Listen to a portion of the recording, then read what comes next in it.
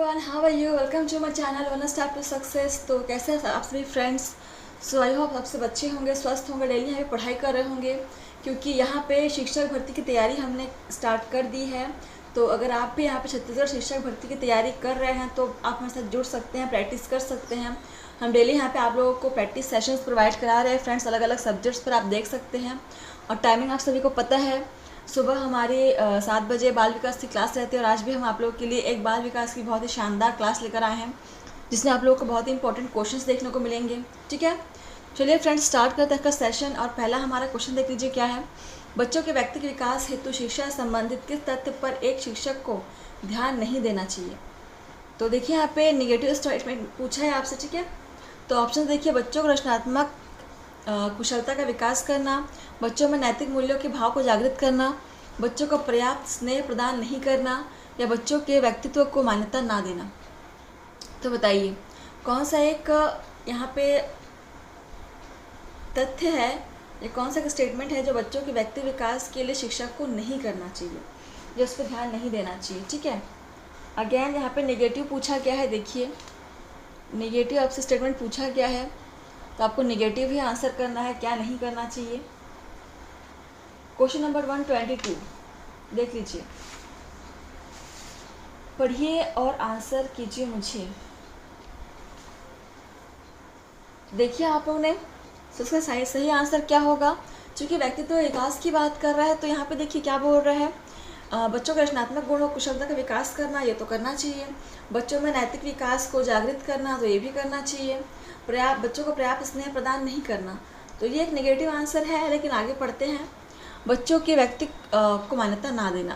तो हाँ, तो देखिए यहाँ पे क्वेश्चन में ही व्यक्तित्व विकास की बात कर रहा है, तो आपका व्यक्तित्व वाला आंसर ही सही हो जाएगा। दोनों ऑप्शन यहाँ पे निगेटिव है, बी, सी और डी, लेकिन सबसे ज़्यादा जो क्वेश्चन के साथ मैच कर रहा है वो हो जाएगा डी। ठीक है, तो ऑप्शन डी इज करेक्ट। तो इस प्रकार से आपको क्वेश्चन पूरा पढ़ना है।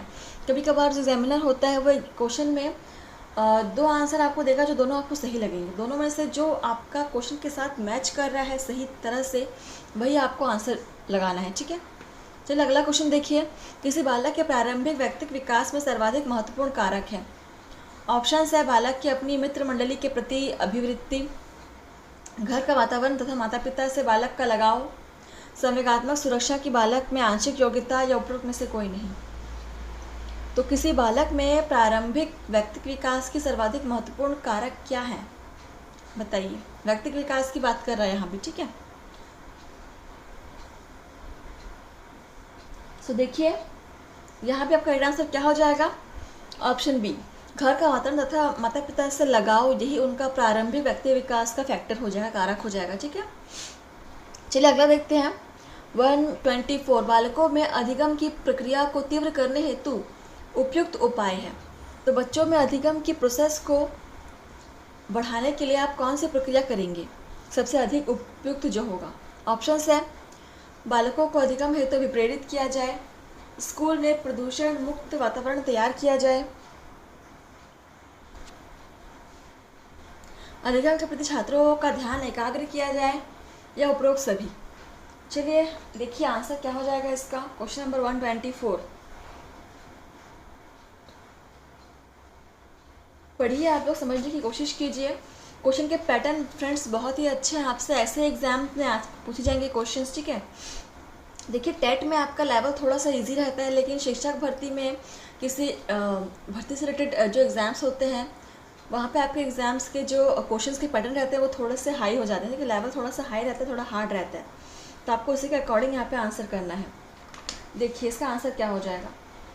तो ये सभी यहाँ पे उपयुक्त उपाय हो जाएंगे। ठीक है, आप बच्चों का अधिगम हेतु ने अभिप्रेरित भी करेंगे, और स्कूल में प्रदूषण मुक्त वातावरण भी तैयार कर सकते हैं, और उन्हें उनका ध्यान एकाग्र करने की भी कोशिश करेंगे। ठीक है, तो ऑप्शन डी इज़ करेक्ट। अगला क्वेश्चन नंबर 125 देख लीजिए। यहाँ पर कक्षा में अधिगम को प्रभावी बनाने के लिए आपके विचार से एक शिक्षक में क्या गुण होने चाहिए। तो देखिए ऑप्शंस है विषय का गुण, शिक्षक का व्यवहार, शिक्षक विधियाँ, या ये सभी। चलिए आंसर कीजिए, बहुत ही इजी क्वेश्चन है और इम्पॉर्टेंट है। सो 125 राइट आंसर हो जाएगा ऑप्शन डी। ये सभी गुण जो है शिक्षक में होने चाहिए, उसका विषय का ज्ञान भी होना चाहिए, शिक्षक का व्यवहार भी उचित होना चाहिए और शिक्षण की विधियाँ उन्हें पता होनी चाहिए। क्वेश्चन नंबर 126, कक्षा अधिगम की प्रक्रिया को तीव्र करने हेतु कक्षा का भौतिक वातावरण होना चाहिए। सो ऑप्शन है प्रकाश युक्त, बैठने की समुचित व्यवस्था, कोलाहल युक्त, या ये सभी। देखिए यहाँ पे भौतिक व्यवस्था की बात कर रहा है, ठीक है। भौतिक वातावरण कैसा होना चाहिए कक्षा का?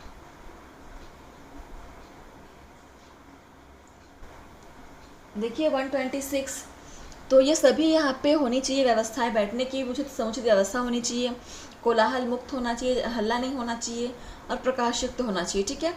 सो आई थिंक मुझे ऐसा लग रहा है कि हमने पहले ऐसे इस क्वेश्चन को किया हुआ है, रिपीट हो रहा है फ्रेंड्स, इंपॉर्टेंट है।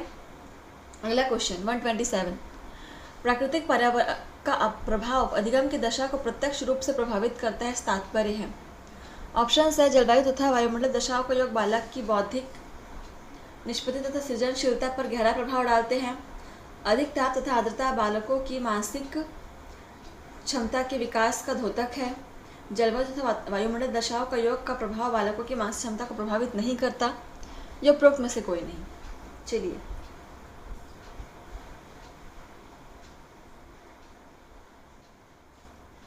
देखिए यहाँ पे राइट आंसर क्या होगा, पढ़िए। ऐसे क्वेश्चंस में आप लोग को डरना नहीं है, बस क्वेश्चन को थोड़ा सा टाइम दीजिए, पढ़िए, समझ में ज़रूर आएगा, ठीक है।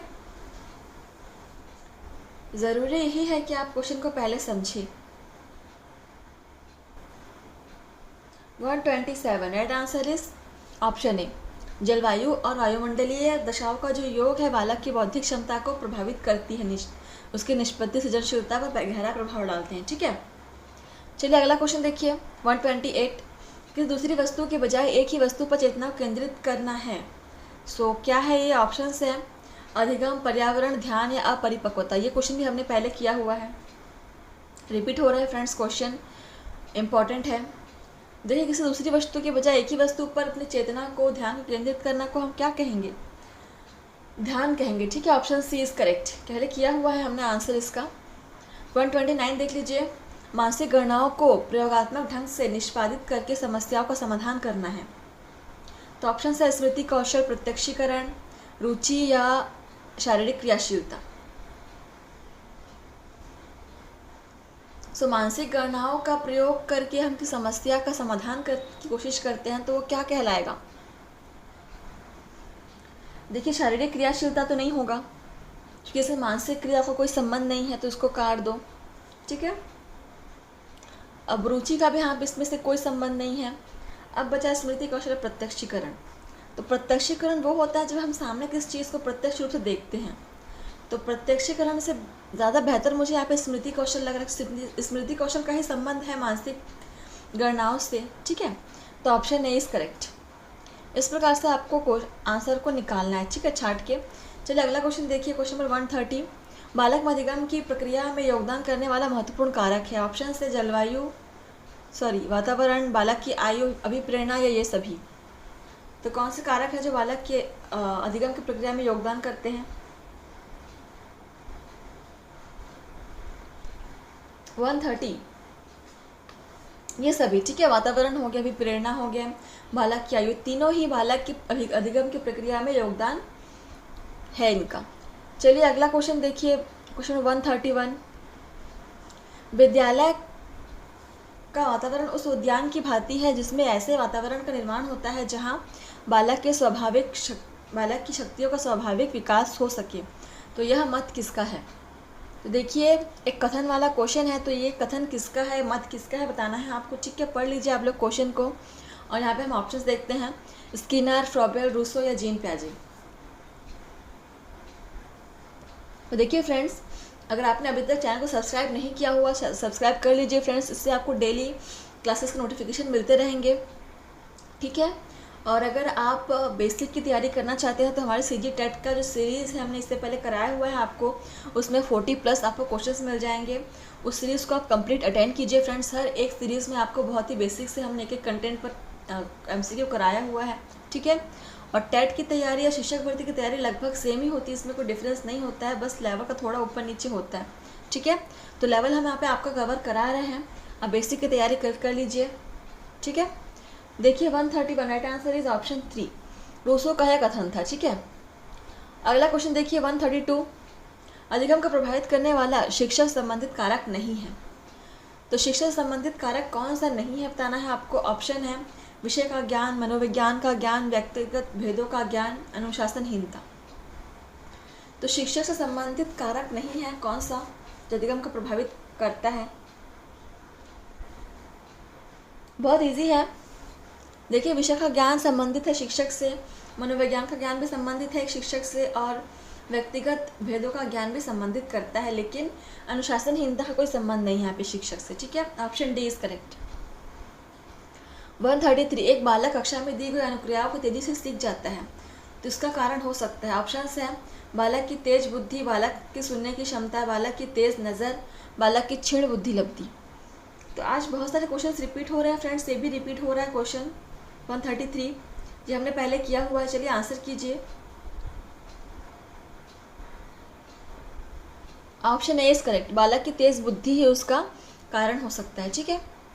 क्वेश्चन नंबर 134 देखिए, अधिक मानसिक क्रियाकलापों में अधिगम होता है।